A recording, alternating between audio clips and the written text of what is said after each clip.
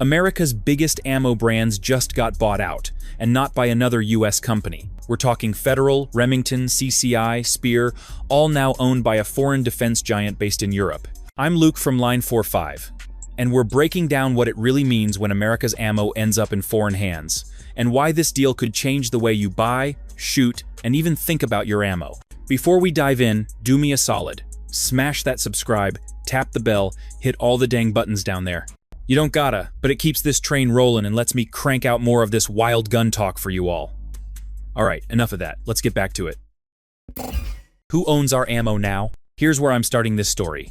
No fluff. Federal, Remington, CCI, and Speer didn't vanish, but their parent ammo group, the Kinetic Group, was sold by Vista Outdoor to Czechoslovak Group, a Prague-based defense conglomerate, after US regulators cleared it and shareholders signed off. I looked at the actual filings and press releases, not rumor mill stuff. Vista announced the sale agreement in October 2023 for roughly $1.91 billion, later updated to around $2.1 to $2.2 billion as the deal terms evolved and competitive bids came and went. The Committee on Foreign Investment in the United States finished its review in June 2024 and said there were no unresolved national security concerns. Stockholders approved the transaction on the 25th of November 2024, with closing expected around the 27th of November 2024. Bet you didn't hear those dates laid out that clean? Now, do the factories pack up overseas? No. Operations for those ammo brands stay in the US. What changed is boardroom control, which moved to the foreign parent that also owns other defense assets in Europe and already controls Fiocchi. That corporate layer matters when demand spikes or when policy pressures hit. I'm not in panic mode, but I want viewers to know who can set priorities when brass, powder, or primers get tight. Here's why I care, and why you should too. CSG is a legit defense heavyweight with NATO-facing businesses and government contracts. When wars or procurement waves kick up, materials and machine time chase the steadiest, highest margin orders. If the parent wants to lean harder into military commitments during a crunch, civilian lanes can lag, which shows up as higher prices or longer wait times. That's not a prediction. It's a realistic supply chain risk you deserve to factor into your training plans and buying habits, especially after we all watched 9mm and 223 get crazy during past surges. No cap, this is about understanding who calls the shots on the lines that feed America's ranges. How the sale went down.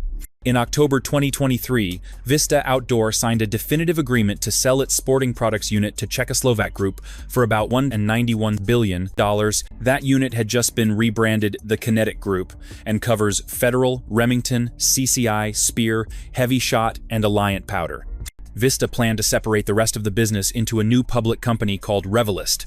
Regulators kicked the tires through the Committee on Foreign Investment in the United States. The companies even refiled in March 2024 to restart the review clock.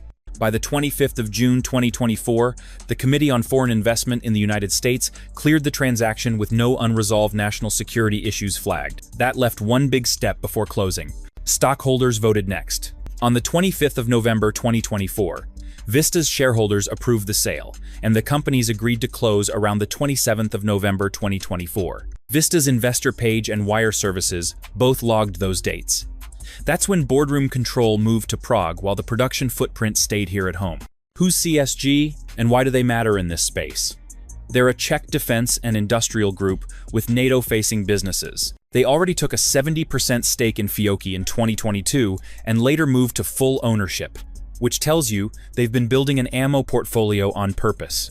After the Vista deal closed, CSG said it had completed the takeover of the Kinetic Group. That's the cast and the clock. Why gun owners are losing their minds over this. Concerns first, then evidence. When one parent company overseas controls Federal, Remington, CCI, and Speer, the priorities get set at the top. Plants and workers stay here, but purchase orders, material allocations, and production schedules answer to that board. I care about who decides where brass, primers, and press time go when demand spikes.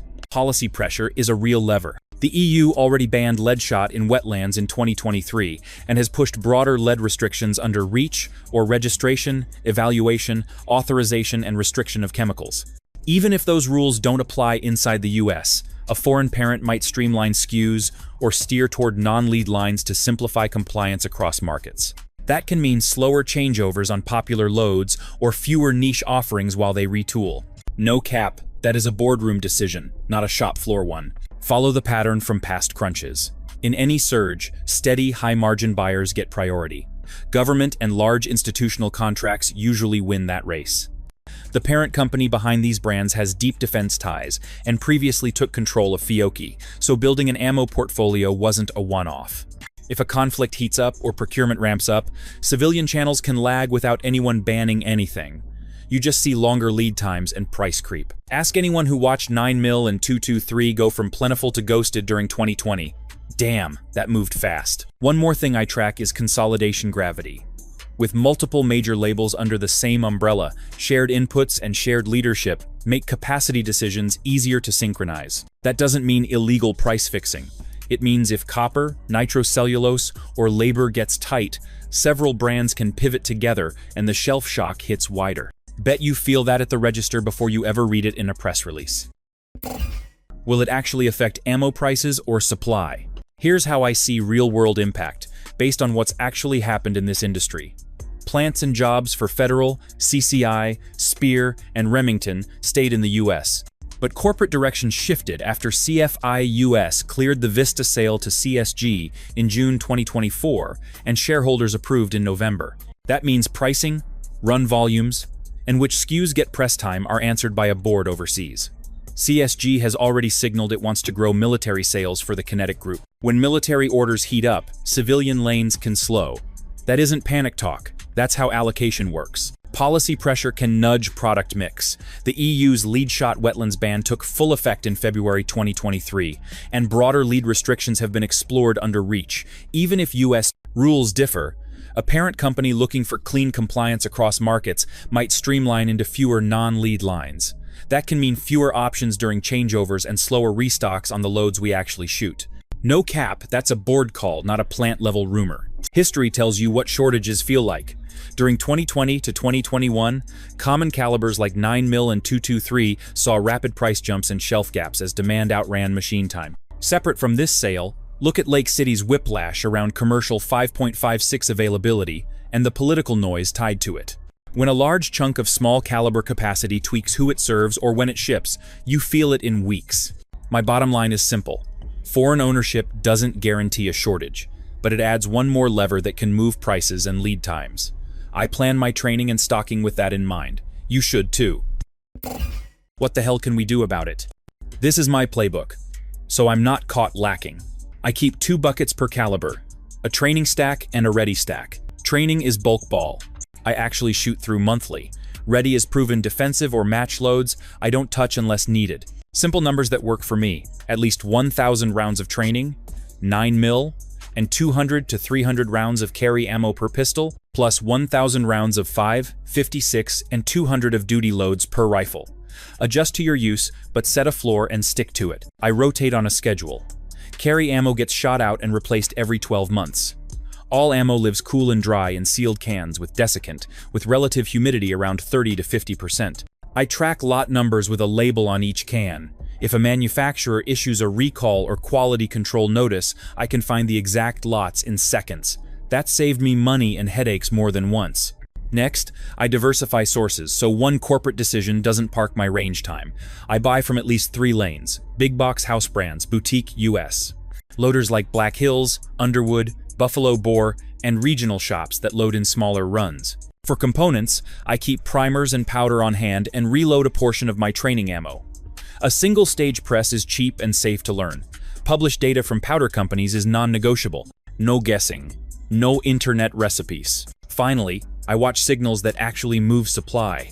I follow quarterly earnings for major ammo brands, keep price alerts on ammo search engines, and pay attention to military procurement spikes and policy moves on lead use. If prices start creeping or ship dates slip, I step up buys on training ammo first, not last. No panic, no drama. Just steady stacking, steady shooting, and a bench setup that cuts my exposure to anyone else's priorities. What's next? I'm ending this where it actually matters. Ammo is freedom fuel for training, competition, and self-defense. When a foreign parent owns major US brands, I pay attention to leverage points that sit above the factory floor. Board decisions, procurement cycles, and policy risk can nudge price and availability without a single law changing. That's the dependency I refuse to ignore. My take isn't to panic, it's posture. I want American shooters to be less exposed to anybody's boardroom. That looks like steady personal inventories, local club reload co-ops, and more support for US boutique loaders that keep capacity diversified. If small makers grow, one corporate pivot will sting less. Bet on that being healthier for the market long term. There's a civic lane here too. I call reps about two things that actually move the needle: keeping small caliber production competitive inside the US, and pushing for clear guidance on components so lead policy shifts don't become a backdoor choke point. Clean rules, transparent procurement, and room for private capacity to scale will do more for shooters than any social media outrage cycle. On my bench, the plan stays boring and effective. I schedule buys, rotate carry lots yearly, and track lot numbers. I follow real signals like quarterly capacity comments, big government contract awards, and component price trends. If those tilt, I adjust training ammo first so I'm never that guy scrambling when shelves thin. No cap, boring wins. I'll finish simple. I'm not handing my range time to a spreadsheet in Prague or anywhere else. I'll buy smart, vote smart, and keep my skills sharp so my household stays ready. If you do the same, foreign ownership becomes noise, not a choke chain. We keep shooting, we keep training, and we keep the culture strong.